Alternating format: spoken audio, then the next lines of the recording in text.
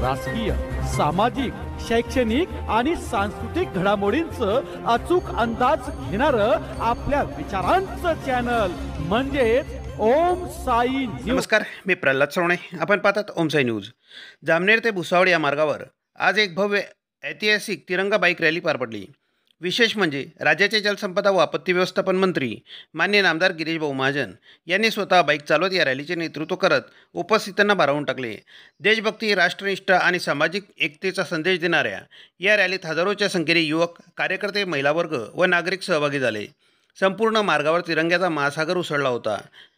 रॅलीच्या प्रारंभी गिरीश महाजन यांनी स्वतः बुलेटवर स्वार होत रॅलीचे नेतृत्व केले। त्यांच्यासोबत केंद्रीय राज्यमंत्री तसेच भाजपाचे नेते रक्षाताई खडसे, माजी मंत्री संजय सावकारे, भाजप आमदार अमोल जावडे, जिल्हाध्यक्ष चंद्रकांत बाविस्कर, नंदू महाजन, उमेश नेमाळे, रमेश मकासरे, अन्य पदाधिकारी सहभागी झाले होते। रॅलीत त्यांच्या सहभागामुळे नागरिकांमध्ये उत्साहाने संचारला होता। जामनेर शहरातून सुरू झालेली ही रॅली विविध गावातून मार्गक्रमण करत भुसावळ येथे समारोप पावली। दरम्यान गावांमध्ये नागरिकांनी तिरंगा झेंडे लावून फुलांचा वर्षाव करून ढोल ताशांच्या गजरात रॅलीचे स्वागत केले। या रॅलीचे आयोजन राष्ट्रविरोधी व विघातक शक्तींना प्रत्युत्तर देण्यासाठी व युवा शक्तीत राष्ट्रनिष्ठा जागवण्यासाठी करण्यात आले होते। रॅलीत भारत माता की जय, वंदे मातरम अशा घोषणा देऊन आकाश दुमदुमले। रॅलीच्या समारोप प्रसंगी नामदार गिरीश भाऊ महाजन म्हणाले, देशप्रेम केवळ शब्दात नव्हे तर कृतीतून व्यक्त व्हायला हवे। आज जामनेर भुसावळच्या रस्त्यावर जे दिसले ते म्हणजे जनतेच्या देशासाठीचा आवाज होता। हा तिरंगा आपली अस्मिता आहे आणि त्यासाठी आपण एकवटत आहोत, हीच खरी शक्ती आहे। त्यांच्या प्रेरणादायी शब्दांनी उपस्थितांमध्ये राष्ट्रप्रेमाचा नवा उत्साह संचारला। ही रॅली म्हणजे एक देशभक्तीची चालती फिरती शाळा होती, ज्यातून तरुणांना नवा दृष्टिकोन, उद्दिष्ट आणि प्रेरणा मिळाली। मंत्री गिरीश महाजन यांच्या नेतृत्वाखाली ही रॅली केवळ राजकीय उपक्रम नव्हता, ती एक राष्ट्रनिष्ठ सामाजिक आंदोलन बनली।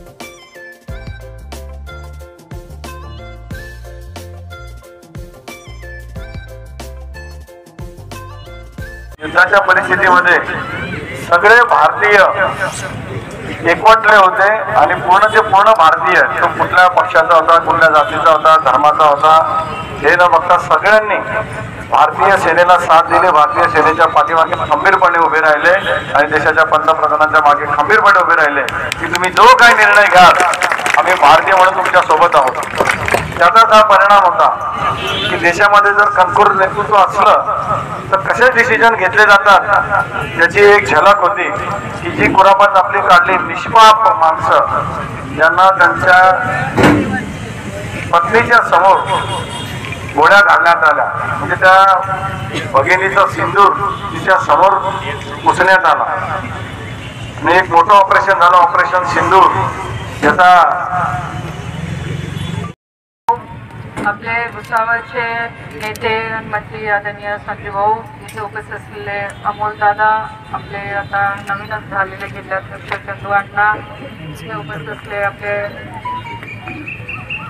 उमेश दादा व सर्व पदाधिकारी, सर्व इथे सन्मान्य सैनिक, माजी सैनिक। इथे संजू भाऊंनी जसं सांगितलं की आदरणीय आपल्या देशाचे प्रधानमंत्री यांनी सगळ्या देशवासियांना आदेश दिला की आपण सगळ्यांनी आपल्या देशातल्या सैनिकांच्या सन्मानासाठी संपूर्ण देशभरामध्ये तिरंगा रॅली आपण आयोजित करायची आहे आणि त्याच अनुषंगाने मागच्या 4-5 दिवसापासून संपूर्ण देशभरामध्ये आपण त्यांच्या सैनिकांच्या सन्मानासाठी या रॅलीचं आयोजन केलं आहे। जसं इथे संजू भाऊंनी सांगितलं की जी काही पहलगाममध्ये जी घटना घडली ती अतिशय निंदा करण्यासारखी होती, पण आपल्या भारत सरकारने आणि खास करून आपल्या सगळ्या दलाच्या सैनिकांनी एक कडक भूमिका घेऊन पाकिस्तानला त्याचं उत्तर दिलं. आणि आपण बघितलं असेल की सगळ्यात महत्त्वाची गोष्ट म्हणजे आदरणीय आपल्या प्रधानमंत्री नरेंद्रभाई मोदीजींनी ह्या मिशनची धुरा महिला अधिकाऱ्यांकडे दिली. हे एक विशेष बाब आहे की आपल्या देशामध्ये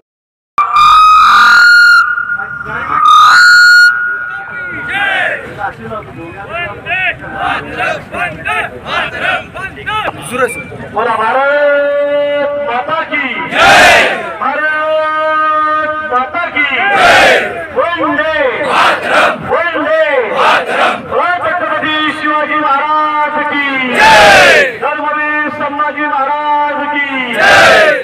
उपस्थित आपल्या केंद्रीय मंत्री, राज्यातील मंत्री, जिल्ह्याचे अध्यक्ष, सर्व पदाधिकारी, सर्व सैनिक, माजी सैनिक, उपस्थित सर्व त्या माता भगिनी आणि बंधूंनो, तरुण मित्र, मी मुंबईच्या तिरंगा यात्रेमध्ये होतो. पहिल्या दिवशी मी जळगावला होतो, मी नाशिकलाही होतो, मी मालेगावलाही होतो. आता माझी 5वी तिरंगा यात्रा आहे. पण मी संजीव भाऊंना मोटरबाईकवर सगळं सांगितलं आणि मी टीव्हीवरही बघतोय. पण आज आपली एवढी मोठी भव्य दिव्य यात्रा निघाली, तिरंगा यात्रा निघाली, ती एवढी भव्य दिव्य मोठी यात्रा कुठेही निघालेली नाही. हजारोच्या संख्येमध्ये मोटरसायकल, हजारोच्या संख्येमध्ये. आता जरी आपण कमी सगळे निघून गेले, कारण मोटरसायकल बघा मोठ्या ज्या ठिकाणी आहेत, लोकांनी आपलं काम केलं, यात्री सहभागी झाल्यानंतर निघून गेले, ते साहजिक आहे. पण इतक्या मोठ्या प्रमाणामध्ये एवढी भव्य ही यात्रा, तिरंगा यात्रा, मला वाटतं आपण भुसावळमध्येच आपण करू शकतो. त्यामुळे संजीव आपलं सर्व आपले आमदार आहेत, खासदार आहेत, मंत्री आहेत, सगळे पदाधिकारी आहेत, अध्यक्ष आहेत, सगळेजण आहेत. आपलं सर्वांचं आणि आपल्या सर्वांचं मनापासून खूप खूप अभिनंदन या ठिकाणी करतो. आपल्याला धन्यवाद आहे. मित्र, ही काही कुठल्या पक्षाची यात्रा नाही, ही काही कुठल्या धर्माची यात्रा नाही, ही संपूर्ण भारतवासियांची यात्रा आहे. 22 एप्रिल रोजी ज्या पद्धतीने भ्याड हल्ला आपल्यावर झाला, ज्या पद्धतीने 3 अतिरेकी आले, एकेकाला बाहेर काढून ज्या पद्धतीने निर्घृण हत्या देणे त्यांची केली, आणि मग त्याचं उत्तर माननीय मोदीजींनी आपल्या लष्कराने, आपल्या सेनेने ज्या पद्धतीने दिलं, मित्र त्याला तोडत नाही. मागच्या वेळी 10 वर्षापूर्वी आपल्याला आठवत असेल, त्यावेळेला आपल्या सैन्यावर असं हल्ला झाला आणि त्यावेळेला मोदींनी सांगितलं की इतका जेव्हा पत्थर असते, त्याच्या अगदी मला वाटतं 3ऱ्या दिवशी मोदीजींनी त्या ठिकाणी आज बसून आपल्या लष्कराला आदेश दिले, आपल्या लष्कर प्रमुखांनी सगळ्यांना आदेश दिले, आणि सर्वजण पाकिस्तानमध्ये जाऊन अतिरेक्यांची जी स्थळं होती ती सगळी उद्ध्वस्त केली. आणि पुन्हा 10 वर्षांनी ती हिंमत पुन्हा अतिरेक्यांनी केली, पाकिस्तानने केली, आणि त्याचा बदला म्हणून ऑपरेशन सिंदूर, ज्या आमच्या भगिनीचं सिंदूर जाळण्यात आलं, त्याच्या समोर त्यांच्या घरच्या लोकांना, पतींना मारण्यात आलं, मुलांच्या आई वडिलांना मारण्यात आलं, त्याचा बदला म्हणून या ठिकाणी आता आपण हात घुसून, म्हणजे अगदी कराची पर्यंत, लाहोर पर्यंत, उस्मानाबाद पर्यंत, रावळपिंडीपर्यंत आपण गेलो, आणि त्या ठिकाणी त्यांचे सगळे स्थळ होते ते बेरस्त केले, अतिरेक्याचे जे स्थळ होते त्याचे होते ते त्या ठिकाणी जप्त केले, 100च्या वर अतिरेकी त्या ठिकाणी मारले गेले, आणि पाकिस्तानला सोळोपीपळ करण्यात आलं. पाकिस्तान सगळ्या जगभर भिकाऱ्यासारखा फिरत होता, सगळ्यांना विनवण्या करत होता की आम्हाला वाचवा, थांबवा, युद्ध थांबवा, युद्ध थांबवा. पाकिस्तानचा एकही अटॅक आपल्यावर होऊ शकला नाही. ड्रोनने अटॅक केला, तोही आणून पाडला, विमानाने अटॅक केला, मिसाईलचा तोही आणून पाडला. आपलं काहीही पाकिस्तान करू शकलं नाही. आज आपण एवढं स्वयंपूर्ण झालेलो आहोत, आपल्या देशामध्ये आपण एवढी युद्ध सामुग्री तयार करतो, कुणाच्या भरोशावर नाही की फ्रान्स काय पाठवेल, अमेरिका काय पाठवेल, रशिया काय पाठवेल, चायना काय पाठवेल, असं नाही. तर आपण स्वतःच्या भरोशावर 10 वर्षामध्ये पंतप्रधान मोदीजी या ठिकाणी आपल्या देशाचे पंतप्रधान झाले, आणि तेव्हापासून आपण सगळ्या क्षेत्रात पुढे गेलो, आणि सगळ्यात जास्त पुढे गेलो असेल तर मला वाटतं युद्ध सामुग्रीमध्ये आपण पुढे गेलो. सगळं आपल्या देशामध्ये बनत आहे, अशी कुठली गोष्ट नाही की जी आपल्या देशात बनत नाही.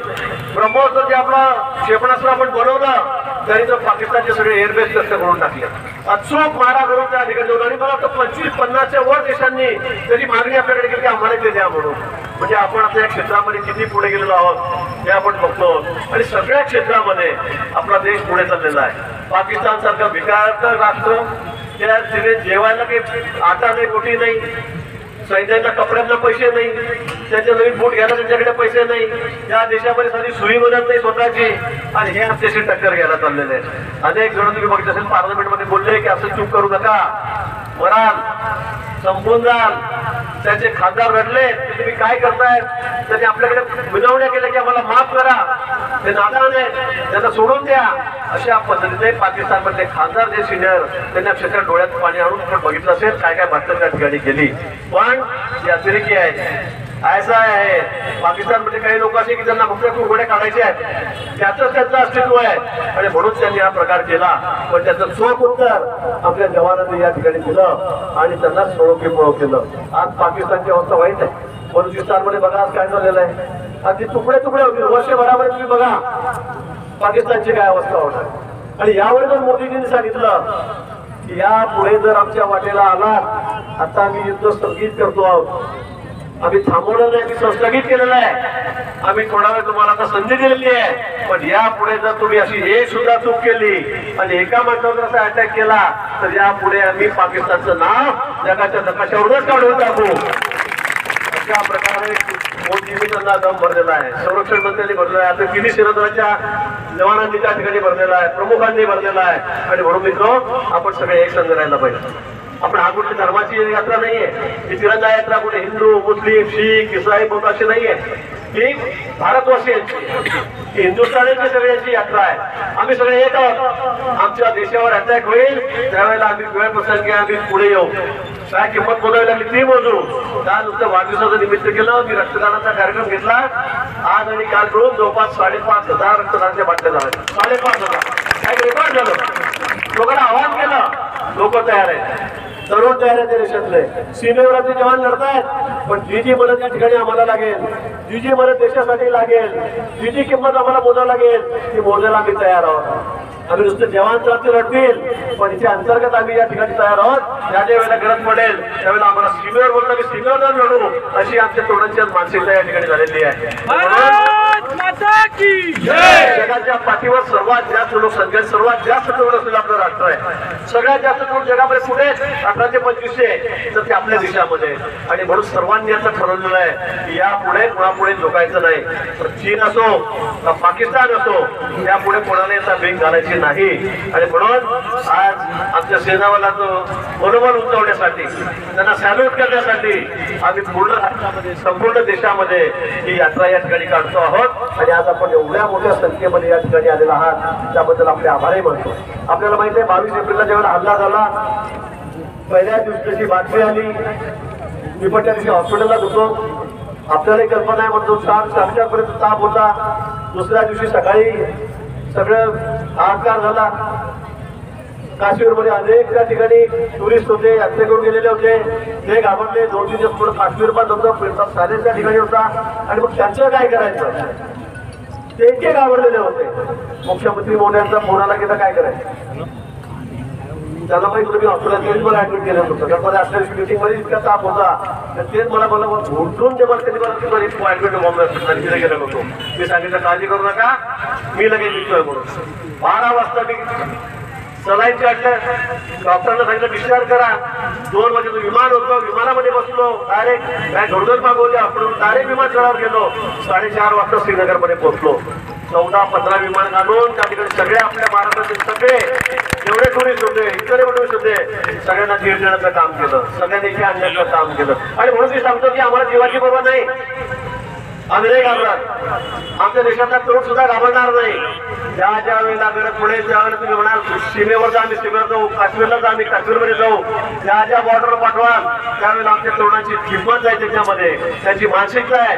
त्या ठिकाणी जाऊन आम्ही तुमचा समोरचा सामना त्या ठिकाणी करू. ही मानसिकता आमच्यामध्ये या ठिकाणी आहे. आणि म्हणून आपल्याला घाबरण्याचं कारण नाही, आपल्याला काळजी करण्याचं कारण नाही. पण आपण सगळे एक आहोत. 150 कोटी जवळपास 140-45 कोटी जनता, देशवासीय आम्ही एकवटलेले आहोत. आणि त्यामुळे आता यापुढे आमच्याकडे जो कोणी वाकड्या नजरेने बघेल त्याचे डोळे काढण्याची हिंमत आमच्यामध्ये, त्याची मुंडी साफ करण्याची आपल्या ताकद आणि आमच्या दलामध्ये या ठिकाणी आहे. एवढंच या प्रसंगी सांगतो. आज आपण ही जी यात्रा काढली ही आमच्या सैन्याला सॅल्यूट करण्यासाठी, मोदीजींचे आभार मानण्यासाठी. या ठिकाणी सैनिकांचं मनोबल वाढवण्यासाठी सगळे देशवासी रस्त्यावर उतरलेले आहेत आणि म्हणून सर्व जवानांना मी पुन्हा सॅल्यूट करतो, त्यांचे आभारही व्यक्त करतो. मोदीजींचे आभार या ठिकाणी व्यक्त करून एक कटकर नेता आपल्याला या ठिकाणी मिळालेला आहे. की त्यांना पाहून सगळं म्हणजे आपण बघितलं असेल पाकिस्तानच्या पाठीमागे पुढे वळाले. तुर्कस्तान सगळे छोटंसं राष्ट्र जर सोडलं तर त्या ठिकाणी त्यांच्या पाठीशी कोणी उभं राहायला तयार नाही. सगळ्या जगाच्या मागे ते फिरले, विनवण्या केल्या. सर्व जगाने सर्व राष्ट्रांनी आपल्याला पाठिंबा दिला की नाही भारताचं बरोबर आहे, हिंदुस्थानचं बरोबर आहे, पाकिस्तानची चूक आहे, म्हणजे वारंवार आपण उड्या करतायत, तसं की कारवाया करतायत. त्यामुळे पाकिस्तान एकटा पडला आणि त्यामुळे त्यांना त्याची जागा त्या ठिकाणी दिसली. मला वाटतं यापुढे पाकिस्तान अशी हिंमत करणार नाही आणि केली तर मग मात्र पाकिस्तान शिल्लकच राहणार नाही. ही भूमिका आपण या ठिकाणी घेतलेली, आपल्या सैन्यदलाने घेतलेली आहे. त्यांना पुन्हा या ठिकाणी मी सॅल्यूट करतो, त्यांचे आभार व्यक्त करतो. आपण एवढ्या मोठ्या संख्येने या ठिकाणी आलात त्याबद्दल आपल्या सर्वांचे आभार व्यक्त करतो आणि थांबतो.